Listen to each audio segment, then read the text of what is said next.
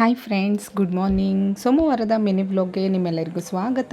ಇವತ್ತು ಸೋಮವಾರ ನಿಮ್ಮೆಲ್ಲರಿಗೂ ಗೊತ್ತು, ತುಂಬ ಸ್ಪೆಷಲ್ ಅಂತಲೇ ಹೇಳ್ತೀನಿ ನಾನು ನನಗೆ ಅಂತಂದರೆ.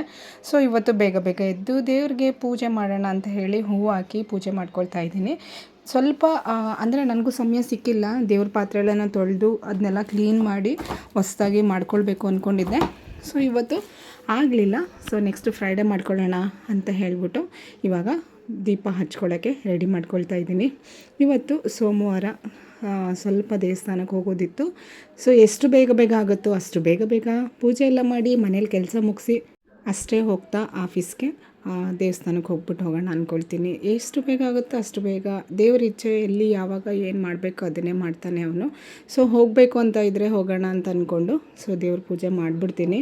ಸೊ ದೇವರು ಎಲ್ಲರಿಗೂ ಒಳ್ಳೇದು ಮಾಡಲಿ ಅಂತ ಕೇಳ್ಕೊಳ್ತಾ ಇದ್ದೀನಿ. ಫಸ್ಟು ಮನೇಲಿ ಮಕ್ಕಳಿಗೆ ಮತ್ತು ಹಸ್ಬೆಂಡ್ಗೆ ಆರೋಗ್ಯ ಕೊಡಲಿ ಅಂತ ದೇವರಲ್ಲಿ ಯಾವಾಗಲೂ ಪ್ರಾರ್ಥನೆ ಮಾಡ್ತೀನಿ. ನನ್ನೆಲ್ಲ ವಿಡಿಯೋ ಯಾರೆಲ್ಲ ನೋಡ್ತಾ ಇದ್ದಾರೆ, ನನ್ನೆಲ್ಲ ಫಾಲೋವರ್ಸ್ ಯಾರಿದ್ದಾರೆ ಅವ್ರಿಗೆಲ್ಲರಿಗೂ ದೇವ್ರು ಒಳ್ಳೇದು ಮಾಡಲಿ ಅಂತ ಹೇಳ್ತಾ ಇವತ್ತಿನ ವ್ಲಾಗ್ನ ಸ್ಟಾರ್ಟ್ ಮಾಡ್ತಾಯಿದ್ದೀನಿ. ಬನ್ನಿ. ಇವತ್ತು ಜಾಸ್ತಿ ಏನು ವ್ಲಾಗಲ್ಲಿ ಎಂಡಿಂಗ್ ಅಂತಂದರೆ ತುಂಬೇನೂ ಇಲ್ಲ.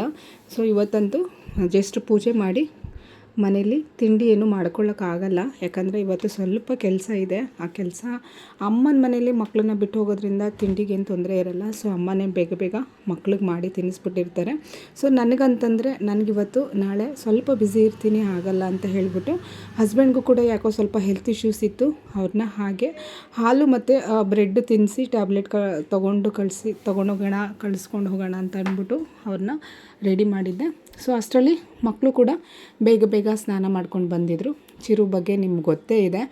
ಅವಳು ಸಮೇತ ಕೂಡ ಇವತ್ತು ಬೇಗ ಬೇಗ ಸ್ನಾನ ಮಾಡಿಕೊಂಡು ರೆಡಿ ಆಗಲಿಕ್ಕೆ ಕೂತಿದ್ಲು. ಅಷ್ಟರಲ್ಲಿ ಇವನಿಗೂ ರೆಡಿ ಮಾಡಿ ಅವಳಿಗೂ ರೆಡಿ ಮಾಡ್ಬೋಣ. ನನ್ನದು ವ್ಲಾಗ್ ಸ್ಟಾರ್ಟ್ ಆಗೋದು ನನ್ನ ಮಕ್ಕಳಿಂದನೇ, ಯಾಕಂದರೆ ಎದ್ದ ತಕ್ಷಣ ಅವ್ರಿಗೆ ನಾನು ರೆಡಿ ಮಾಡಿನೇ ಮುಂದೆ ಕೆಲಸ ಮಾಡೋದು. ಯಾಕಂದರೆ ಫಸ್ಟು ಫ್ರೆಶ್ ಅಪ್ ಆಗಿಬಿಟ್ರೆ ಆಮೇಲೆ ತಿನ್ನಿಸೋದೇನಿದ್ರು ನಿಧಾನಕ್ಕೆ ಆಗುತ್ತೆ. ಇನ್ನು ಸ್ಕೂಲು ಸ್ಟಾರ್ಟ್ ಆದ್ರೂ ಸೇಮ್ ಸಿಚುಯೇಷನ್ನೇ ಇರುತ್ತೆ. ಸ್ವಲ್ಪ ಬೇಗ ಎದ್ದರೆ ಎಲ್ಲ ಕೆಲಸಗಳು ಆಗ್ಬಿಡುತ್ತೆ. ಸೊ ಇವನು ಸ್ವಲ್ಪ ಗೋಳಾಡ್ಸೋದ್ರಿಂದ ಬೆಳಗ್ಗೆ ಟೈಮ್ ಎದ್ಬಿಡ್ತಾನೆ. ಸೊ ಹಾಗಾಗಿ ನನಗೆ ಟೈಮ್ ಅಡ್ಜಸ್ಟ್ ಆಗೋದಿಲ್ಲ. ಕೆಲಸ ಮಾಡಿ ಟಯರ್ಡ್ ಆಗಿರೋದ್ರಿಂದ ಸ್ವಲ್ಪ ಬೇಗ ಎದ್ದೇಳೋಣ ಅಂದ್ಕೊಳ್ತೀನಿ. ಆದರೂ ಏನಾದರೂ ಮಾಡಿ 6 ಗಂಟೆ ಆಗಿಬಿಡುತ್ತೆ. ಅಟ್ಲೀಸ್ಟ್ ಒಂದು 5ಗೆ ಎದ್ದರೆ ನಮ್ಮ ಮನೆ ಕೆಲಸಗಳೆಲ್ಲ ಮಾಡಿ ಮುಗಿಸಿ ನಾನು ಕೂಡ ಬೇಗ ಬೇಗ ಹೋಗೋದಕ್ಕೆ ರೆಡಿ ಆಗ್ಬೋದು. ಇವಾಗ ಇಬ್ರಿಗೂ ರೆಡಿ ಮಾಡಾಯಿತು. ಇನ್ನು 10 ನಿಮಿಷ ಅಷ್ಟರಲ್ಲಿ ನಾನು ಬೇಗ ಬೇಗ ರೆಡಿ ಆಗಿಬಿಡ್ತೀನಿ. ಇವತ್ತು ತಿಂಡಿಗೆ ಅಂತ ಹೇಳಿ ನಾನು ಕೂಡ ಹೋಟೆಲಲ್ಲಿ ತಿನ್ಕೊಳ್ಳೋಣ, ಆಗಲ್ಲ ಅಂತ ಹೇಳಿಬಿಟ್ಟು ಟೈಮ್ ಆಗೋಗ್ಬಿಟ್ಟಿದೆ.